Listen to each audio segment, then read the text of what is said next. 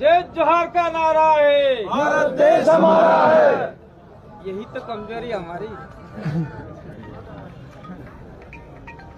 नरेश भाई ने जो आंदोलन छेड़ा है, उस आंदोलन को लेके हम दक्षिण राजस्थान के आदिवासी भील समुदाय पूरा मीणा समुदाय के साथ में है।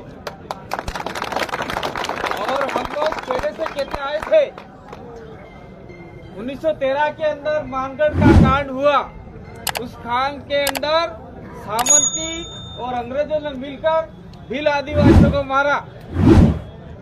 उसके बाद में 1922 के अंदर फिर आपका गुजरात और राजस्थान के मध्य में एक कांड हुआ, वहाँ 1500 आदिवासी फिर मारे गए।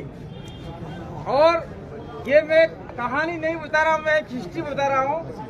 और ये कुछ साल पहले, शायद 2 साल पहले काकरी डुंगरी का कांड हुआ, जिस कांड के अंदर 2 भील आदिवासी बच्चे पुलिस की गोलियों से मारे गए। वो दोषी पड़ रहे थे और 5-6 लोगों के मुकदमे हुए। और हमारे यहाँ के मीणा भाई भी हमारे समर्थन में आए थे, उनके ऊपर भी मुकदमे हुए, जिसमें हमारे बनवारी लाल जी की नौकरी भी चली गई। बनवारी लाल साता जो मीणा है, कहने का मतलब ये है कि वहाँ भीलों के साथ में शोषण अत्याचार अन्याय होता है तो मीणा नहीं बोला करते थे, और मीणा के साथ में होता था तो भील नहीं बोला करते थे।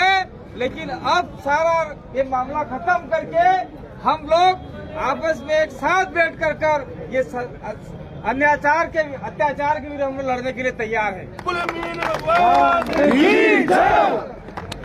और मैं कहना चाहता हूं कि एक धार्मिक आंदोलन था मानगढ़ धाम का, और उन मानगढ़ धाम के ऊपर आदिवासियों पर गोलियां चला दी। आपने भारत देश के ऊपर सुना होगा, किसी धार्मिक आंदोलन के ऊपर चाहे अंग्रेजों ने हो, चाहे राजपूतों ने हो, चाहे पुलिस ने हो, गोलियां नहीं चलाई। और वैसी मामला ये समरता गांव के अंदर हुआ। खाना खा रहे लोगों के ऊपर नरेश मीणा खाना खा रहे थे और गांव वाले खाना परोस रहे थे, वहां पर गोलियां चलाई, आंसू गैस छोड़े गए, खाना छोड़ के लोगों को भागना पड़ा।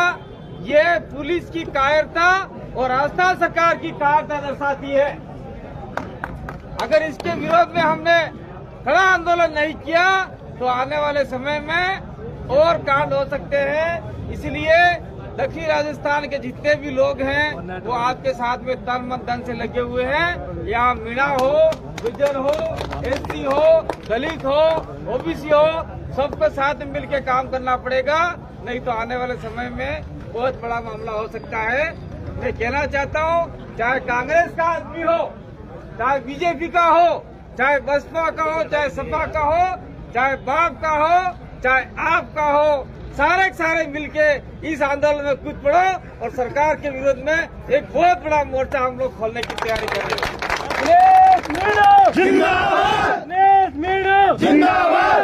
राजनीतिक झंडे डंडे अपने घर पे छोड़ के आ जाओ, जब चुनाव लड़ना होगा तब हम लोग लड़ेंगे। लेकिन अभी एक ही मकसद है। उस समय अर्जुन को सिर्फ मछली की आंख दिखती थी, आज हमें दिख रहा है समरसता गांव में जो हुआ अत्याचार और नरेश भाई के साथ में जो अत्याचार हुआ है, और हमारे छोटे बच्चे जो अस्पताल में 1-1 साल के, उन्होंने क्या गुनाह किया था। इसलिए ऐसे लोगों के खिलाफ में मोर्चा खोलना पड़ेगा। मैं इतनी दूर से आया हूँ, शायद मुझे 1.5 साल पहले मेरा एक्सीडेंट हुआ था और मीणा भाइयों ने एसएमएस हॉस्पिटल में आकर मुझे 10 बोतल खून दिया था। वो खून का कर्ज में उतारने के लिए आया। इंकलाब जिंदाबाद, इंकलाब जिंदाबाद। मैं मौत के मुंह से आया हूँ। मुझे राजस्थान सरकार क्या, पुलिस क्या, आर्मी भी नहीं मार सकती। मुझे यमराज ने कह दिया तू जा, तेरी जरूरत नहीं है यहाँ पर, तेरे समाज की जरूरत है, समाज के लिए काम कर। मैं 6 दिन मरा हुआ था, 1 साल हॉस्पिटल में रहा उस केस में, और इसके बाद में गांव गया। फिर वे चुनाव भी लड़े, लोगों को लड़वाई भी सही। राजकुमार को हमने सांसद तक पहुंचा दिया, कुछ एमएलए विधानसभा में हैं, और आप लोग 2 एमएलए और हम पहुंचाने वाले हैं। तो आपने इस इलाके की ताकत को भी हम लोग मजबूत करेंगे।